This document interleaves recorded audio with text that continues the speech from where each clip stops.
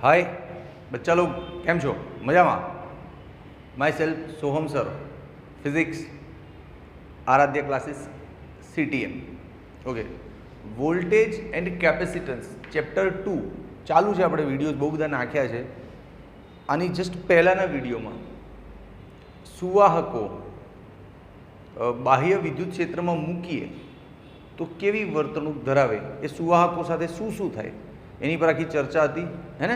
हाँ तो आज फाइनली अपने आ कैपेसिटन्स टॉपिक चालू करिए छे। वोल्टेज पर भी अपने 13-14 विडियोज बनाई नाख्या, दाखला वाखला बधुं बताई नाख्युं ने।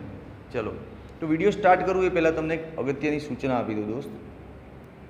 आराध्य क्लासेस पोतानी प्राइमरी क्लासेस यूट्यूब चैनल पर लॉन्च करी छे। आराध्य प्राइमरी क्लासेस ए चैनल ने पण सब्सक्राइब करावो, शेर करावो अने लाइक करावो। पछी आराध्य कॉमर्स क्लासेस ए पण पोतानी यूट्यूब चैनल चालू करी छे। ए बधी चैनलो एटला माटे करी कि अत्यारे यूट्यूब पर बधुं फ्री छे। लॉकडाउनना हिसाबे घणा बधा बाळको शिक्षणथी वंचित ना रही जाय એટલે બધી ચેનલો ચાલુ કરી અને free teaching free education online is available on Aaradhya's channel બરાબર। તો શેર કરાવો, સબસ્ક્રાઈબ કરાવો અને લાઇક કરાવો। Aaradhya primary classes, Aaradhya commerce classes okay. ચલો હવે આજે સ્ટાર્ટ કરીએ કેપેસિટન્સ। તો ટોપિક છે કેપેસિટન્સનો। ચાલશે હું લાંબુ, આમાં તો મજા આવશે। સારી સારી થિયરી, સારા સારા દાખલા, શ્રેણી જોડાણ, સમાંતર જોડાણ બહુ આવશે। टॉपिक है कैपेसिटर અને कैपेसिटन्स, खाली आटलू नाम आपीए ने कैपेसिटर ओके। आ नवो टॉपिक चालू करिए छे। आमां थोड़ी पहला बहारनी एक चर्चा करूँ, तमने इंटरेस्ट पैदा थाय थियरीनी अंदर। बहारनी एक स्टोरी चालू करूँ। अपने जूना जमानामां छे ने वहाण होय ने मोटा शिप, मोटी मोटी वहाणो जे दरियामां जता होय, हाँ ए वहाणनो जे झंडो होय ने, झंडो एटले समझ ने एनु सड, सड एटले पेलुं मोटुं कापड़ होय ने वहाणमां लाग्युं मोटुं कपड़ुं ने ए हवाना प्रेशरथी आम थतुं होय अने वहाण आगळ जतुं होय, हाँ ए वहाणना सडनी उपर एकदम अणीदार भाग होय। त्यां लाइटनो आम ग्लो देखातो, पहेला ग्लो एटले आम लाइटना झबकारा जेवुं, आम वीजळीना कड़ाका जेवुं नहीं पण लाइटना झबकारा जेवुं। ए ग्लो केम देखातो एनी पर आज पहला बेसिक अपने चर्चा करिए। ए ग्लो ने एक्चुअली इल्मोज फायर नाम आपवामां આવ્યું। શું? इल्मोज फायर આવું કેમ નામ આપવામાં આવ્યું હતું? इल्मोज फायर કેમ કે એ જે વહાણ લઈને જે દરિયામાં જતા અને એના સડ ઉપર છે ટોચ ઉપર આવો ગ્લો દેખાય ને, એટલે એ ટાઈમે લોકોની માન્યતા એવી હતી કે જે જહાજી લોકો હોય, જહાજ લઈને જતા હોય, જહાજી બધા શિપ સેલર્સ લોકો ना जे महान संत था इरास्मस एवं कंईक नाम हतुं, हाँ संत सेंट इरास्मस, हाँ एनी याद में ए ग्लो ने ए आशीर्वाद समझता अने नाम आप्युं इल्मोज फायर। एवुं केम बनतुं तो एनी पर सरस फिजिक्स है आज। चलो शुं फिजिक्स है जुओ। तो आ एक्स्ट्रा जाणकारी है एटले क्वेश्चन नंबर नहीं आपतो, बराबर सीधुं चर्चा ज करूँ छुं। चर्चानो मुद्दो है इल्मोज फायर। इल्मोज फायर बराबर जो सौ पहला बहुत सिंपल है, जेम के एक सुवाहक है, अहींथी थोड़ो अणीदार है, सपोज आम समझी लो, आम आवो एक सुवाहक है बराबर। सुवाहक पर सपोज विद्युत भार है, आम क्लियर। आ सुवाहक पर जे विद्युत भार है सपोज क्यू है, क्यू ना कारणे आ सुवाहक परथी विद्युत क्षेत्र आम बने, विद्युत क्षेत्र आसपास फैलाय बराबर। ए विद्युत क्षेत्र आ क्यू ना समप्रमाण में होय अने क्यू पोते सिग्मा इंटू ए होय, Q is equal to sigma A, हाँ तो विद्युत क्षेत्र पण सिग्मा ना समप्रमाण में थई जाय। एनो मतलब ज्यां विद्युत भार वधारे होय त्यां विद्युत घनता वधारे होय। अच्छा बीजो पण तर्क छे जो समजावुं, सिग्मा बराबर क्यू बाय ए। जे भागनुं क्षेत्रफळ ओछुं होय ने त्यां पृष्ठ घनता वधु होय। आ व्यस्त प्रमाण छे ने, हाँ तो क्षेत्रफळ ओछुं तो पृष्ठ घनता वधारे। हवे आ सुवाहकमां जो आ जे अणीदार भाग छे ત્યાં ક્ષેત્રફળ ઓછું છે આ બીજા વિસ્તાર કરતાં અહીંયા ક્ષેત્રફળ ઓછું છે, હે ને? તો અહીંયા ક્ષેત્રફળ ઓછું હોવાથી સિગ્મા વધારે છે. જો સિગ્મા વધારે હોય તો ઓબ્વિયસલી વિદ્યુત ક્ષેત્ર પણ વધારે હોય. આ વિદ્યુત ક્ષેત્ર એટલું પ્રચંડ થઈ જાય કે એની આસપાસની જે હવા છે ને એનું આયનીકરણ કરી નાખે. આમ એની આસપાસની જે હવા હોય ને એનું આયનીકરણ થઈ જાય. હવાનું આયનીકરણ થાય એટલે એનો મતલબ હવા વાહક થઈ ગઈ. આમ તો હવા અવાહક હોય, હવામાંથી કરંટ પાસ નહીં થતો, પણ આ પ્રબળ વિદ્યુત ક્ષેત્ર છે ને હવાનું આયનીકરણ કરી નાખે એટલે હવામાં પ્લસ માઇનસ ક્રિએટ થઈ જાય, એટલે કે હવાની અવાહકતા બ્રેક થઈ જાય. એના કારણે આના પરથી વિદ્યુતભાર છટકીને ઇલેક્ટ્રોન છટકીને હવામાં દોડતા થઈ જાય. આ ઇલેક્ટ્રોન હવાના પરમાણુઓ સાથે ટકરાય, આ ઇલેક્ટ્રોન હવાના પરમાણુ સાથે ટકરાય એટલે હવાના પરમાણુ ઇલેક્ટ્રોન સાથેની ટક્કરથી ઉત્તેજિત થાય અને ઉત્તેજિત થઈ અને વિકિરણનું ઉત્સર્જન કરી નાખે. આમાંથી વિકિરણ, તો કે વિકિરણને આપણે HF કહેતા હોઈએ છીએ. મેક્સ પ્લાન્કના સ્ટેટમેન્ટ પ્રમાણે આ વિકિરણ ઉર્જા આટલી બહાર આવે. આને જ પેલો ગ્લો કહેવાય, બ્લુ કલર જેવો ગ્લો દેખાય અને લોકો આને ઇલ્મોસ ફાયર નામ આપતા. હવે એક જાણવા જેવું એવું છે કે ઇલેક્ટ્રોનની પરમાણુ સાથે ટક્કર થાય તો પરમાણુ ઉત્તેજિત થઈ અને વિકિરણ કેમ ઉત્સર્જિત કરે? તો અહીંયા એક નીલ બોરનો અધિતર્ક નંબર 2 કેમેસ્ટ્રીમાં ક્યાંક ભણ્યા છો. 12થમાં તો આવશે જ પરમાણુ ચેપ્ટરમાં, પણ એ પહેલાં કેમેસ્ટ્રીમાં ક્યાંક ભણ્યા છો. નીલ બોરનો અધિતર્ક નંબર 2. નીલ બોરે એવું કહ્યું હતું, તો થોડુંક સમજવું પડશે, એમને બમ ભણવાનું નહીં આપણે. સપોઝ આ પરમાણુનું ન્યુક્લિયસ છે આમ, બરાબર? આની કક્ષામાં ઇલેક્ટ્રોન જેમ ફરે છે, આ બધી કક્ષાઓ છે, દેખાય છે? Okay, clear? હવે જો કોઈ ઇલેક્ટ્રોન અહીંથી અહીંયા જાય તો શું કરશે? વિકિરણનું શોષણ કરશે, ઉર્જાનું શોષણ કરે. એ અહીંયા છે અને એને જમ્પ મારીને ઉપર જવું છે, તો સ્વાભાવિક છે કે એનર્જી મળશે તો જ કૂદકો મારશે ને. હા, એટલે આ ઘટનામાં એ શું કરે? વિકિરણનું શોષણ કરે, રાઈટ? ઓકે, હવે ઇલેક્ટ્રોન ઉપરની કક્ષામાં જાય, સંક્રાંતિ કરી અથવા જમ્પ કરીને ઉપરની કક્ષામાં જાય, બરાબર? હવે ઉપરની કક્ષામાં આટલો જ ટાઈમ રોકાય, 10⁻8 સેકન્ડ, આટલો જ સમય રોકાય અને પછી પાછો નીચે આવતો રહે. હા, તો આટલો સમય ફરી અને પાછો ઇલેક્ટ્રોન ક્યાં આવતો રહે? નીચે. તો જ્યારે ઉપરથી નીચે આવે ને ત્યારે વિકિરણનું ઉત્સર્જન કરે. આમ જ્યારે નીચેથી ઉપર જાય ત્યારે શોષણ કરે અને ઉપરથી પાછું નીચે આવે ત્યારે ઉત્સર્જન કરે. ખ્યાલ આવ્યો? હા. હવે તને તો ભણવામાં શું ભણાવ્યું હોય કે ભાઈ આ પરમાણુ છે, આ ઇલેક્ટ્રોન છે, આમ ટક્કર મારશે એટલે પરમાણુમાંથી વિકિરણ બહાર આવશે. પણ એની અંદરનું આવું બધું સાયન્સ છે, કેમ બહાર આવે વિકિરણ, ખબર પડી? હા, આ ટોપિકમાં આની જરૂર નથી, પણ ફિઝિક્સ ઇન્ટરેસ્ટિંગ તો હોવું જોઈએ ને, મજા તો આવી જોઈએ ને, હે ને? આ કોન્સેપ્ટ યાદ રહી ગયો, બહુ કામ લાગશે તારે, બહુ કામમાં આવશે. ક્લિયર?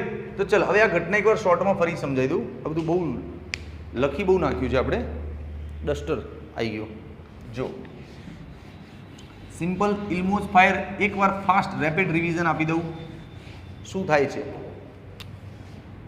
આ જે અણીદાર ભાગ હોય, આમ અણીદાર ભાગનું ક્ષેત્રફળ ઓછું હોય, તો આ સૂત્રના કારણે જો ક્ષેત્રફળ ઓછું હોય તો સિગ્મા કેવો હોય? વધુ. અને સિગ્મા વધુ હોય તો વિદ્યુત ક્ષેત્ર પણ કેવું હોય?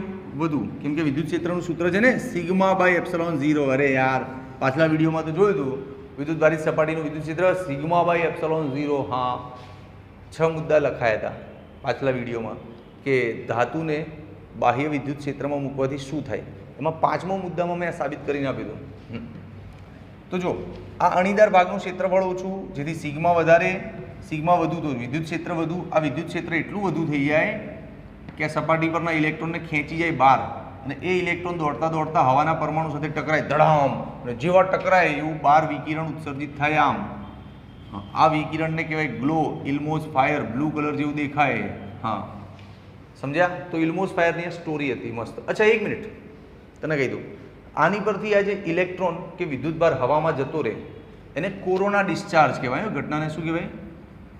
Corona discharge. બે આ કોરોના નહીં જે અત્યારે આપણી આસપાસ ચાલી રહ્યો છે, એ કોરોના એટલે વાયરસનું આખું ફેમિલી.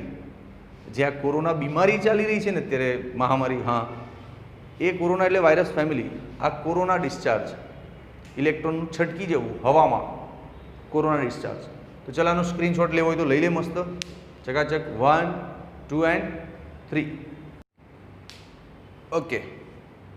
સુવાહકનું કેપેસિટન્સ. કેપેસિટર ટોપિકમાં આ પહેલો પ્રશ્ન છે. આમ તો આખું ચેપ્ટર જોવા જાય તો 25મો 30મો કંઈક પ્રશ્ન બનતો હશે ને, પણ કેપેસિટર ટોપિકમાં આ પહેલો પ્રશ્ન છે. સુવાહકનું કેપેસિટન્સ સમજાવવું. બહુ ઇઝી થિયરી છે, મજા આવી જશે. જો ધારો કે આ એક ગોળો છે, જો દેખાય છે આમ કેમેરામેન, આ ફ્રેમમાં આવે છે ને? ઓકે. આ એક ગોળો છે, ગોળાની ત્રિજ્યા છે સપોઝ r, બરાબર? તો લખી દે પોઈન્ટ, તાર લખવો હોય તો. આકૃતિમાં r ત્રિજ્યાનો એક સુવાહક ગોળો દર્શાવ્યો છે. આકૃતિમાં r ત્રિજ્યાનો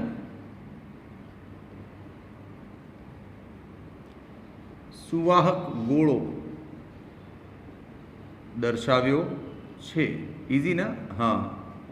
ચલ હવે જો આ ગોળા પર વિદ્યુત ભાર પ્રસ્થાપિત કરતા જઈએ, એટલે આમ વિદ્યુત ભાર હજી ઉમેર્યો, હજી ઉમેર્યો, હજી ઉમેર્યો, હજી ઉમેર્યો, હજી ઉમેર્યો, ઉમેરતા ગયા આમ, તો ધીમે ધીમે વિદ્યુત ભાર વધતો જાય. વધતો જાય કે નહીં? અચ્છા, તો લખો કે જો ગોળા પર વિદ્યુત ભાર પ્રસ્થાપિત કરતા જઈએ તો ગોળા પર વિદ્યુત ભાર Q વધતો જાય. ડન? ઓકે. વિદ્યુત ભાર વધે એટલે સ્વાભાવિક છે આ ગોળાનું સ્થિતિમાન પણ વધે. અરે બાબા, સ્થિતિમાન ઇઝ ઇક્વલ્સ ટુ KQ/R. આ જ સપાટી પર સ્થિતિમાનનું આ જ સૂત્ર છે, KQ/R. ઓકે. હવે Q વધે તો ઓબ્વિયસલી વોલ્ટેજ વધે જ ને. હા, તો લખી દો કે આમ ગોળાની સપાટી પરનું સ્થિતિમાન પણ વધે. ગોળાની સપાટી પરનું વિદ્યુત સ્થિતિમાન પણ વધે. ઓકે. હજી કંઈક વધશે? એઝ્યુમ કર, કલ્પના કર થોડીક. વધશે વિદ્યુત ક્ષેત્ર. હા, જો તું જેવો પહેલો આ પ્લસ પ્રસ્થાપિત કરીશ એટલે વિદ્યુત ક્ષેત્રનું તીર આમ નીકળશે, પછી આનું આમ, જેમ જેમ તું Q વધારતો જઈશ આ વિદ્યુત ક્ષેત્રના તીર વધારે વધારે નીકળતા જશે. એટલે ગોળાની આસપાસ વિદ્યુત ક્ષેત્ર વધતું જાય. તો લખો આનાથી ગોળા પરનું અથવા એની આસપાસનું, ગોળાની આસપાસ વિદ્યુત ક્ષેત્ર E પણ વધે છે. ઓકે, વધી ગયું, સરસ. હવે આ વિદ્યુત ભાર નાખતા જઈએ તો એની કંઈક લિમિટ તો હશે ને. એક મર્યાદા પછી તું વિદ્યુત ભાર નાખતો જઈશ તો આ વિદ્યુત ક્ષેત્ર એટલું બધું સ્ટ્રોંગ થઈ જશે, આમ એટલું બધું સ્ટ્રોંગ થઈ જશે કે આજુબાજુની જે હવા છે ને, હવાનું આયનીકરણ કરી નાખશે. હવાનું આયનીકરણ થશે એટલે શું થશે? હવાની અવાહકતા બ્રેકડાઉન થઈ ગઈ. કે હવા તો આમ તો અવાહક છે, પણ આ વિદ્યુત ક્ષેત્ર એટલું સ્ટ્રોંગ હોય કે આસપાસની હવાનું પણ આયનીકરણ કરી નાખે, એટલે હવામાં માઇનસ પ્લસ પેદા થઈ જાય. તો હવા જેટલી હવા આયનીકૃત થઈ એ હવા વાહક છે. તો હવા આમ તો અવાહક હોય ને એટલો ભાગ એનો વાહક થઈ ગયો, તો હવાની અવાહકતામાં ભંગાણ સર્જાયું, એટલે કે હવાની અવાહકતા બ્રેકડાઉન થઈ કે નહીં? હા. તો લખ કે એક સમયે E એટલું પૂરતું પ્રબળ થઈ જાય કે હવાનું આયનીકરણ કરી નાખે. હવાનું આયનીકરણ કરી નાખે. સમજો આખી ઘટના? અચ્છા, આ આયનીકૃત થઈ ગઈ હવા, તો હવે એને શું લખાય? આમ કેમેરામેન અહીંયા છે ને, ફ્રેમમાં આવે છે ને, અહીંયા. ઓકે, અહીંથી લઈએ ચલો ફ્રેમમાં. હા, આમ હવાની અવાહકતાનો ગુણધર્મ બ્રેકડાઉન થઈ જાય. આમ હવાની અવાહકતાનો ગુણધર્મ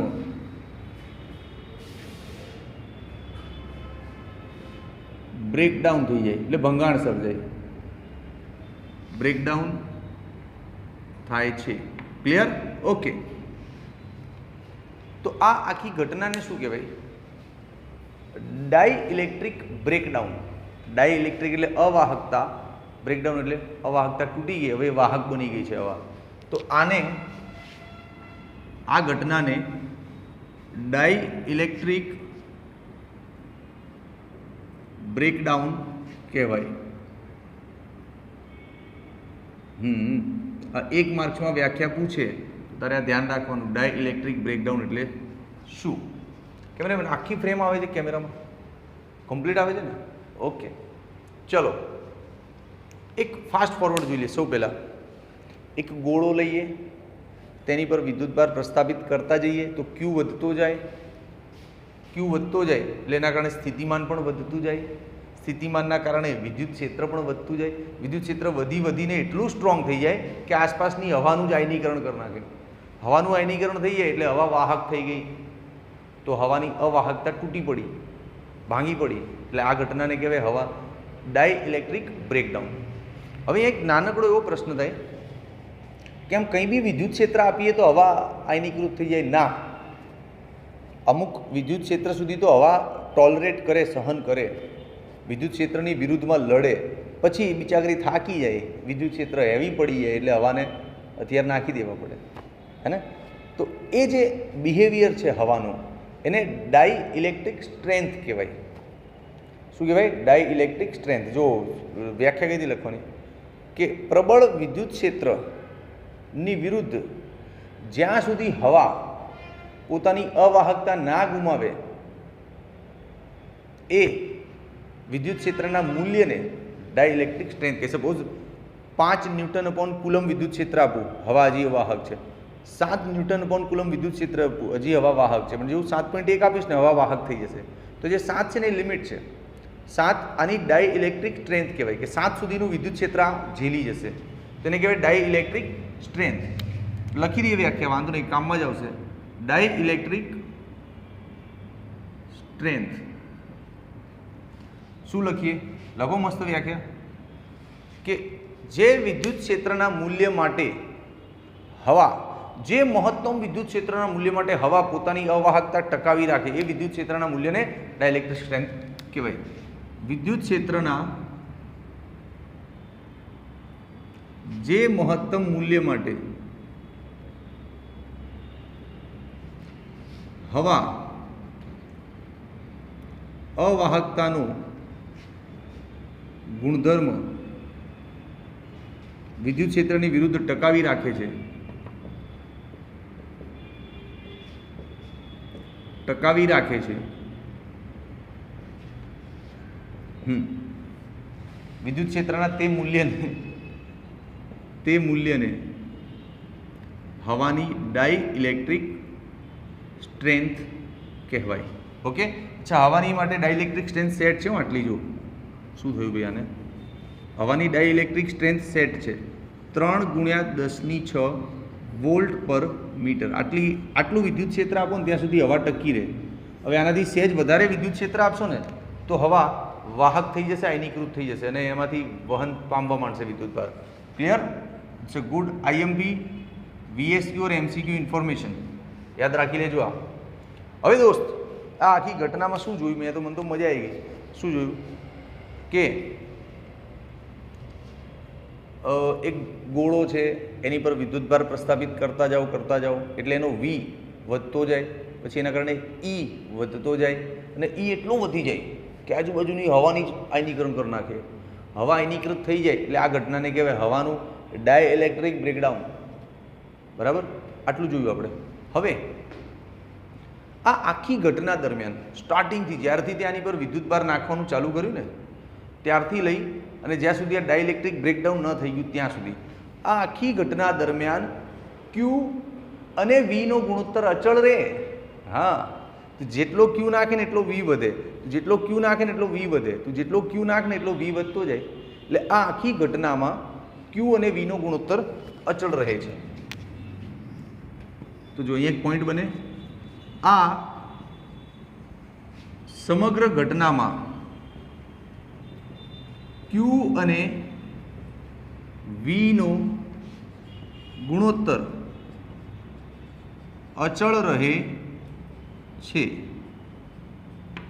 ઓકે, તો આ ક્યુ અને વીનો ગુણોત્તર જે અચળ રહે ને દોસ્ત, આ અચળને જ કેપેસિટન્સ કહેવાય. આ અચળને શું કહેવાય? કેપેસિટન્સ. એટલે એક સૂત્ર મળી ગયું ને, capacitance is equals to Q upon V. સરસ. હવે આની પર બી એક સરસ મુદ્દો છે નીચે, પણ હાલ જગ્યા વધી નથી. તું આનો અહીંયા દેખાય છે ભાઈ? તો છેલ્લો પોઈન્ટ અહીંયા લઈ લઈએ ને, મસ્ત આમ સમજવા જેવું. જો દોસ્ત, હું ફ્રેમમાં આવું છું ને. જો કેપેસિટન્સ બરાબર ક્યુ અપોન વી. હવે આ ક્યુ અને વીનો ગુણોત્તર અચળ રહેવાનો મતલબ શું સમજે છે તું? મતલબ તો સમજ. જૈસે કે દેખ, વિદ્યુત ભાર છે તારો 10 કુલમ અને વોલ્ટેજ છે 5. તારો જવાબ શું આવશે? 2. હવે કોઈ કારણસર વિદ્યુત ભાર તારો 10 માંથી થઈ ગયો 12, તો વોલ્ટેજ ઓટોમેટિક 6 થઈ જશે. જવાબ તો 2 જ રહેશે.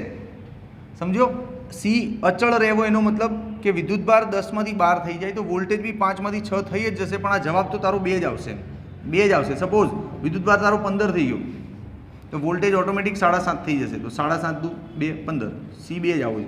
આને કહેવાય ક્યુ અને વીનો ગુણોત્તર દરેક પરિસ્થિતિમાં અચળ રહેવો. સમજો? ક્યુ અને વીનો ગુણોત્તર અચળ રહેવો. તો 1 મિનિટ દોસ્ત, જો મેં અહીંયા ક્યુ વધાર્યો, 10 માંથી 12 કર્યો, 12 માંથી 15 કર્યો, દેખાય છે? પણ સી તો વધ્યો નહીં. સી તો 2 2 અને 2 જ રહ્યો. એનો મતલબ સીનું મૂલ્ય ક્યુના વધવાથી બદલાતું નથી, કેમ કે ક્યુ બાય વી તો અચળ રહેવાનું છે. જો ક્યુ વધારો અને આ બદલાઈ જાય તો ના ચાલે ને. હા, એટલે સીનું મૂલ્ય ક્યુ કે વીના વધવા ઘટવાથી બદલાતું નથી. ખાસ એટલે મુદ્દો લખવો પડશે કે સી એ ક્યુ અને વી પર આધાર રાખતો નથી. ક્યુ અને વી પર આધાર રાખતો નથી. ચલ, સરસ. સ્ક્રીનશોટ લઈ લે. મસ્ત 2 માર્ક્સમાં પૂછાય એટલું લખજે. બોર્ડ વર્ક સારું કર્યું છે આજે. સ્ક્રીનશોટ લેજે ભાઈ. હું કંઈ નોટ્સ વોટ્સ મોકલવા નહીં. ઉપર સ્ક્રીનમાં હું બી જોઉં કેવું દેખાય છે. સારું દેખાય છે. લઈ લે. ચલ, 1 2 and 3. ઓકે બચ્ચા લોગ, હવે નવો પ્રશ્ન. કેપેસિટર અને તેનું કેપેસિટન્સની ચર્ચા કરો. આ કેપેસિટરને શુદ્ધ ગુજરાતીમાં સંઘારક પણ કહેવાય. હું ઘણીવાર પ્રશ્ન આ નામથી પણ પૂછાતો હોય. છોકરાઓ કહે સાહેબ સંઘારક એટલે શું? અલે આ કેપેસિટર. સંઘારક એટલે કેપેસિટર. એક લોચો થઈ ગયો. એની પહેલાંનો પ્રશ્ન હતો ને, જો એમાં યાદ આવ્યું, એમાં હવા આયનીકૃત થઈ જાય એટલે સ્વાભાવિક છે વાહક થઈ ગઈ હવા. તો હવે શું થશે? તો એ વહન માટે જગ્યા મળી ગઈ ને, તો ગોળા પરના વિદ્યુતભાર લીક થશે અને હવામાં જશે. લીક થયું એટલે સ્ખલિત થઈ જશે, ત્યાંથી છટકી જશે અને હવામાં જશે. ખ્યાલ આવ્યો? હા, આ એક મુદ્દો રહી ગયો તો ક્યાંક જગ્યા જોઈને લખી નાખજે. બરાબર? ચલ આજા કેપેસિટર અને તેનું કેપેસિટન્સની ચર્ચા કરું. સૌપ્રથમ વ્યાખ્યા દોસ્ત. યસ, વ્યાખ્યા. What is capacitor? આવા 2 સુવાહક હોય ને, ગમે તે આકારના, યાદચ્છિક આકાર, યાદચ્છિક કદના 2 સુવાહકોથી બનતી આ રચનાને કેપેસિટર કહેવાય. આની જગ્યાએ 2 પ્લેટો લીધી હોય, એમ એક પ્લેટ, બીજી પ્લેટ. સમજો 2 ગોળા પણ લઈ લીધા હોય, એમ ચાલે. કોઈ બી યાદચ્છિક આકાર, યાદચ્છિક કદના 2 સુવાહકોથી બનતી રચના એટલે કેપેસિટર. ચાલ, તો વ્યાખ્યા લખી દઈએ. વિડીયો પોઝ કરીને વ્યાખ્યા બોલી જજે એકવાર. હું લખ્યું પહેલા. હા, ચાલજો. યાદચ્છિક આકાર, યાદચ્છિક એટલે આપણી ઈચ્છા પ્રમાણેના. યાદચ્છિક આકાર અને કદના 2 સુવાહકોથી બનતી રચનાને, સુવાહકો નજીક મૂકેલા હોવા જોઈએ, હા, કેપેસિટર કહેવાય. કેપેસિટર કહેવાય. કેપેસિટન્સ તો ખબર જ છે, ક્યુ અને વીનો ગુણોત્તર અચળ, એને કેપેસિટન્સ. આગળ લઈએ હમણાં એને.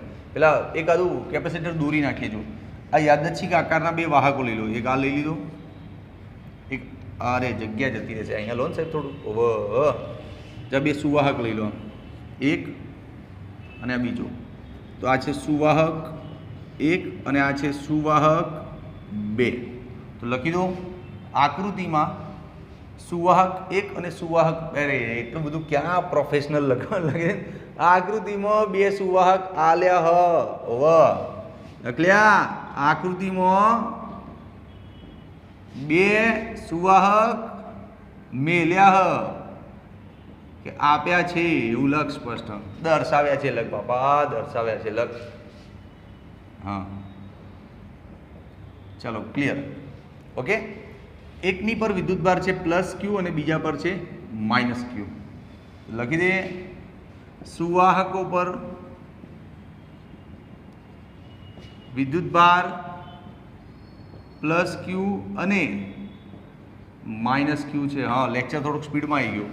હવે આ તંત્રનો ટોટલ विद्युत तो 0 है. तंत्र का टोटल विद्युत भार 0 है ना प्लस क्यू माइनस क्यू. लेकिन बेटा रुक एक गलती कर रहे हैं यहाँ पे.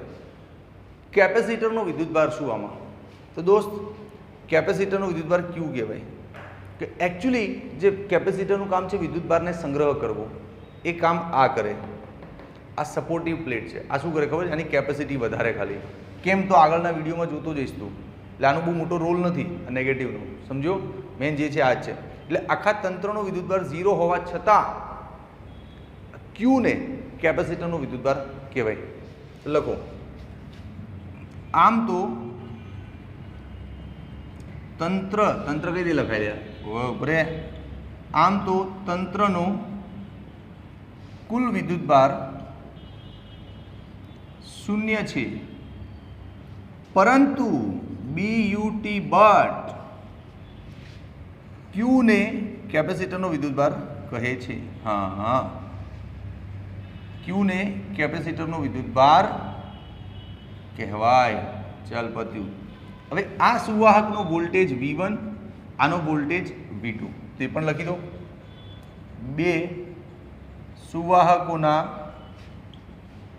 विद्युत स्थितिमान बोलवा वोल्टेज बोलू पण लखवानुं गुजराती में ल्या वी आर गुजराती हो. विद्युत स्थितिमान V1 अने V2 छे. तारा पेपर फॉरेनर नहीं तपासे गुजराती टीचर तपासे. એટલે આ ગુજરાતી શબ્દો નહીં દેખાય ને તો પછી શું કરશે ઓવર 0 આપી દેશે. હા ચાલ સ્થિતિમાનનો તફાવત બંને વચ્ચે કેટલો થાય? સ્થિતિમાનનો તફાવત બે સુવાહકો વચ્ચે તો સ્થિતિમાનનો તફાવત V is equals to V1 minus V2. तो મને તો કેવી રમકડા જેવી લાગે થિયરી. કંઈ ભણવાનું જ નહીં હરખું. ચિત્ર જોઈએ લખતા જવાનું છે. આ ગાઈડ કહેવાય. જો ગાઈડ એટલે સમજે ઓપનલી ગાઈડ કહેવાય એમ કે અહીંથી જોઈ જોઈને લખજો શું મુદ્દા દેખાય છે. આકૃતિમાં બે સુવાહક દર્શાવ્યા છે. એકની પર વિદ્યુતભાર પ્લસ ક્યુ છે બીજા પર માઇનસ ક્યુ છે. ટોટલ વિદ્યુતભાર તો 0 થાય છે પણ સંગ્રહ કરવાનું કામ આ કરે એટલે કેપેસિટરનો વિદ્યુતભાર ક્યુ કહેવાય. પછી આનું સ્થિતિમાન V1 અને આનું V2. પછી બંને વચ્ચેનો તફાવત V1 માઇનસ V2. બોલ તું મને એમ કે શું ટફ છે એમાં?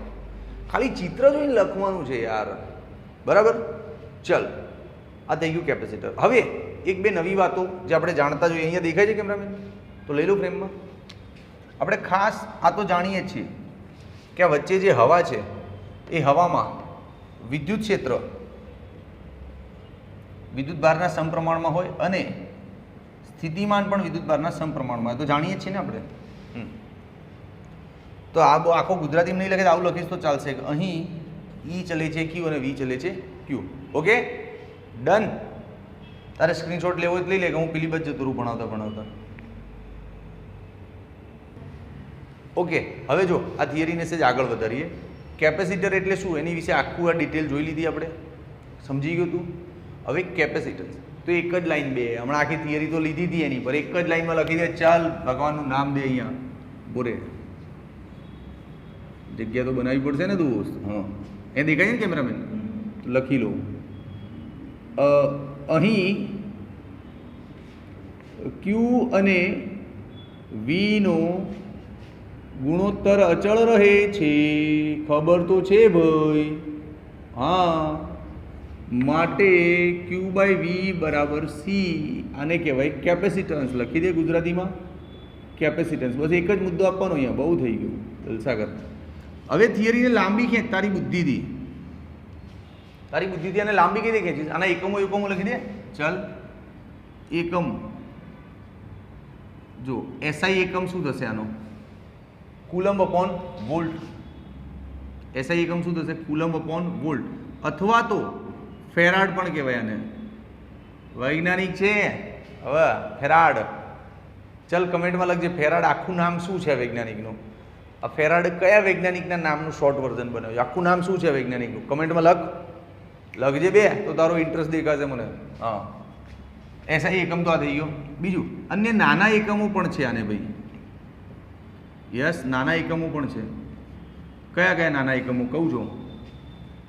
મિલી farad, nano farad, micro farad, pico farad, આ બધા એકમો બહુ આવશે. કેમ કે આપણે જે ડેલી લાઈફમાં કેપેસિટર યુઝ કરીએ ને, આપણા નાના કેપેસિટર જોયું છે કોઈ? હા યાર, આખો લેક્ચર અહીં સુધી આવી ગયો ને હવે યાદ આવ્યું કે તને કેપેસિટર દેખાડ્યું તો નહીં. કેપેસિટર દિખાયા તો નહીં સરજી. દિખા દેતે. મારી જોડે લેબમાં બહુ બધા પડ્યા છે. તો નેક્સ્ટ વિડીયો તું જોજે. હવે અત્યારે તો હું લેબમાં જઈશ તો આખું લેક્ચર ડિસ્ટર્બ થશે.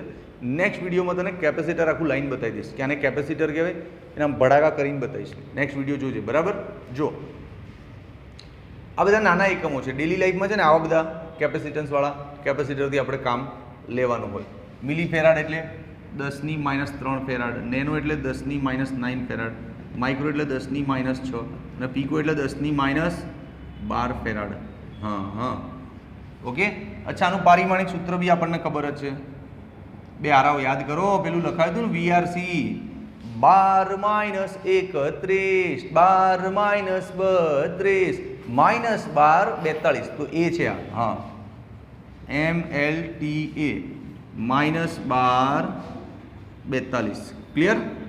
હવે છેલ્લી ચર્ચા, કેપેસિટન્સ શેની પર આધાર રાખે છે?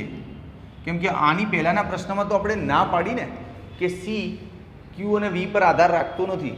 હમણાં તો ના પાડી આપણે. કેમ? भाई अभी तो सिखाया था कि तेरा क्यू बढ़ता जाएगा तो वी भी बढ़ता जाएगा. क्यू वी बढ़ता जाएगा लेकिन सी का मूल्य बदलेगा नहीं, अचल रहता है ना. हाँ, तो सी क्यू અને વી પર તો આધાર નહીં રાખતું. તો શેની પર આધાર રાખે સાહેબ? કેપેસિટન્સ બદલવું શું કરવાનું? कुछ नहीं करने का. પ્લેટની સાઇઝ મોટી કરી નાખ તો સંગ્રહ વધારે કરશે. લે, કેપેસિટન્સ બદલાઈ ગયું. કા પ્લેટને દૂર રાખ. ખ્યાલ આવ્યો? તો પ્લેટના આકાર, એના પરિમાણ, બે પ્લેટો વચ્ચેનું અંતર, આ બધા પર આધાર રાખે. હા, તો શેની પર આધાર રાખે? જો પરિમાણ, પછી આકાર, બે પ્લેટો વચ્ચેનું અંતર અને બે પ્લેટો વચ્ચે શું માધ્યમ મૂક્યું છે ને, અવાહક. એ અત્યારે તો હવા છે બે. અત્યારે તો જો આ બે પ્લેટો વચ્ચે હવા છે, પણ બીજું કંઈ બી માધ્યમ મૂકી શકીએ છીએ. આવતા લેક્ચરમાં આવતા વિડીયોમાં આજે ભૂલ થઈ ગઈ દોસ્ત. કેપેસિટર લઈને આવવાનું હતું. જ્યારે બી ક્લાસરૂમમાં ભણાવવા આવું છું ને થિયરી, જ્યારે કેપેસિટર સ્ટાર્ટ કરું ને એ દિવસે 5-10 કેપેસિટર લેતો હોઉં. દરેક છોકરાને હાથમાં આપીને પ્રયોગ કરાવડાવું છું. આજે ભૂલી ગયો, સોરી. નેક્સ્ટ લેક્ચરમાં લેતો હોઈશ, બરાબર? જોઈ લે અને સ્ક્રીનશોટ લઈ લે. 1, 2 and 3. ઓકે બચ્ચા લોકો, આજે વિડીયો બહુ લાંબો થઈ રહ્યો છે, બસ હવે પતાવી દઈએ. છેલ્લો પ્રશ્ન છે. કેપેસિટરનું આજે તને ઇન્ટ્રોડક્શન આપ્યું, કેપેસિટર સાથે તારો પરિચય કરાવું છે. બધી બેઝિક વાતો છે જે આજે તું ભણ્યો 2-3 થિયરી. આ બધી કેપેસિટરની બેઝિક બાબતો છે, એ તને આવડવી જ જોઈએ. હવે નેક્સ્ટ લેક્ચરથી કેપેસિટરની સૂત્રોવાળી થિયરી, ગાણિતિક દાખલાનું એવું બધું આવશે, બરાબર? ચાલ, તો બેઝિકમાં હજી એક છેલ્લું નોલેજ છે, લઈ લઈએ. જો કેપેસિટન્સનું મૂલ્ય મોટું હોય તો શું થાય? હવે હમણાં બધી થિયરી પોઈન્ટ ટુ પોઈન્ટ લખીને આ નહીં લખવું યાર ભાઈ, વિડીયો લાંબો થઈ જાય, થાકી જવાય છે. હોવે 2-4 બદામના પડીકા મોકલ તો ખાઈને તાકાત આવે તો થાકું નહીં. જો કેપેસિટન્સનું મૂલ્ય મોટું હોય તો શું થાય? તો સિમ્પલ લોજિક છે. જો સી બરાબર Q/V. ઓકે, સી મોટો હોય, આનું મૂલ્ય મોટું હોય તો ઓબ્વિયસલી આનું મૂલ્ય કેવું થશે? નાનું. अरे गणित नहीं पढ़ा है क्या? गणित में नहीं दिखा क्या कि भाई ऊपर है जैसे 50, नीचे है 10, फिर ऊपर है 50 और नीचे है 5, ऊपर है 50 और नीचे है 2. बोल आमांथी मोटो जवाब क्या आवशे? आमां जवाब आवशे 5, आमां जवाब आवशे 10 અને આમાં જવાબ આવશે 25. તો સૌથી મોટો જવાબ અહીંયા આવ્યો ને, કેમ કે એના છેદમાં નાનું પદ હતું. હા, તો આ પદ નાનું હોય ત્યાં જાતે મોટું જ આવે. ખ્યાલ આવ્યો? હા, તો સિમ્પલ ગણિત છે આપણી લાઈફનું. બધું સમજાવવું પડે 12માના છોકરાઓને, છોકરીઓને બી. હા ચાલો, તો જો સી મોટો હોય તો વી નાનો થાય ઓબ્વિયસલી, હે ને? તો આનું અર્થઘટન શું થાય? આનું અર્થઘટન એવું થાય કે સ્થિતિમાનના બહુ નાના તફાવત માટે પણ મોટો વિદ્યુતભાર ધારણ કરી શકાય છે. કેપેસિટર મોટો વિદ્યુતભાર ધારણ કરે, વી નાનો હોય ને તોય. તો આનું અર્થઘટન એવું થાય કે વીના નાના મૂલ્ય માટે પણ કેપેસિટર મોટો વિદ્યુતભાર ધારણ કરી શકે છે. મોટો વિદ્યુતભાર ધારણ કરી શકે છે. ક્લિયર? ચલ ડન. હવે પરંતુ પરંતુ પરંતુ પરંતુ બંધુ આ જગ્યામાં આવી જાઉં. પરંતુ ઘણા શું વાંધો છે ભાઈ આપણને? બટ, પરંતુ, લેકિન, કિંતુ, બંધુ. હા, એ મજા નહીં આવતી, વિડીયો પૂરો નહીં થાય મારાથી, થાકી ગયો છું. મસ્ત ગીત ગીત ગાવા દે. હા,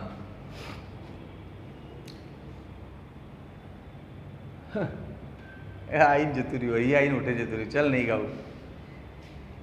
सारे संसार का प्यार मैंने तुझी में पाया, तुम मिले दिल खिले और जीने को क्या चाहिए, ना हो तू उदास तेरे पास पास मैं रहूँगा जिंदगी भर, ना हो तू उदास तेरे पास पास मैं रहूँगा जिंदगी भर, सारे संसार का प्यार मैंने तुझी में पाया, तुम मिले दिल खिले और जीने को क्या चाहिए. चल आया, यस, जोश. चल જો પરંતુ વી બહુ મોટો હોય તો, ઓ બાપરે, વી મોટો, વોલ્ટેજ મોટો હોય તો, સપોઝ આ રહ્યું કેપેસિટર, જો આ બે પ્લેટો દેખાય છે, હા, આની વચ્ચે વી બહુ મોટો હોય તો ઓબ્વિયસલી વિદ્યુત ક્ષેત્ર બી મોટું જ થાય. અરે યાર, વી બરાબર ઈડી. હા, વી મોટો હોય તો વિદ્યુત ક્ષેત્ર મોટું જ થાય, બરાબર. વિદ્યુત ક્ષેત્ર મોટું હોય તો એટલું પ્રબળ હોય વિદ્યુત ક્ષેત્ર. સપોઝ આ પ્લેટ આખી પોઝિટિવ છે, આ પ્લેટ નેગેટિવ છે. વિદ્યુત ક્ષેત્ર બહુ મોટું હોય તો આની વચ્ચે જે અવાહક માધ્યમ છે એનું આયનીકરણ કરી નાખે. विद्युत क्षेत्र वो V मोटो हो तो E मोटो हो, E मोटो हो तो जो बीच का जो अवाहक माध्यम है ना बेटा, उसका आयनीकरण हो जाता है. आयनीकरण होने से negative plus, negative positive, negative positive, negative positive, positive negative બધું ઉત્પન્ન થઈ જાય. અને એનાથી શું થાય ખબર છે? આ જે બે પ્લેટો છે ને, એ પ્લેટો સાથે વિરુદ્ધ પ્રકારનો વિદ્યુતભાર જોડાઈ જાય. જેમ કે આ નેગેટિવ છે ને તો આ પ્લેટ તરફ દોડવા માંડે, પ્રવેગિત થાય. આ પોઝિટિવ છે ને તો આ પ્લેટ તરફ પ્રવેગિત થાય. એટલે અવાહક માધ્યમના આયનીકરણથી વચ્ચે નવા વિદ્યુતભાર ઉત્પન્ન થાય. એ વિદ્યુતભાર વિરુદ્ધ પ્રકારની પ્લેટો તરફ આકર્ષાય અને પ્રવેગિત થાય અને છેલ્લે પ્લેટ પર પહોંચીને શું કરે? પ્લેટને તટસ્થ કરતા જાય. યાર, આ નેગેટિવ અહીંયા આવ્યો, પોઝિટિવ જોડે, આ બે ભેગા થઈને તટસ્થ થઈ ગયું. આ નેગેટિવ પોઝિટિવ જોડે આવ્યો, તટસ્થ થઈ ગયું. આ નેગેટિવ પોઝિટિવ જોડે આવ્યો, તટસ્થ થઈ ગયું. આ હારું, આ તો પ્લેટને નકામી કરી નાખી. બે ના ચાલે. કેપેસિટર નકામું થઈ જાય. કેપેસિટરનું કામ છે વિદ્યુતભારને સ્ટોર કરવું. આ તો વિદ્યુતભાર તો નસ્તે નાબૂદ થઈ ગયો, જતો રહ્યો, તો આ ના ચાલે. આનાથી કેપેસિટર નકામું બને. એટલે વોલ્ટેજ મોટો નહીં રાખવાનો, બરાબર? ક્લિયર? હવે આ ટેક્સ્ટબુકમાંથી પ્રોપર વાંચજો અને કેવું લાગ્યું કમેન્ટમાં લખજો, બરાબર? અને પેલું જે સ્ટાર્ટિંગમાં કહ્યું હતું, Aaradhya classes primary, Aaradhya primary classes channel नाम है, आराध्य कॉमर्स क्लासेस, ये भी चैनल का नाम है. सब्सक्राइब कराओ. बहुत બધા બચ્ચાઓ ભણી જશે એમને એમ. इंग्लिश मीडियम में भी है कॉमर्सનું બધું લેક્ચર્સ. ઓકે, અને લેક્ચર કેવું લાગ્યું લખજે કમેન્ટમાં. Bye, take care.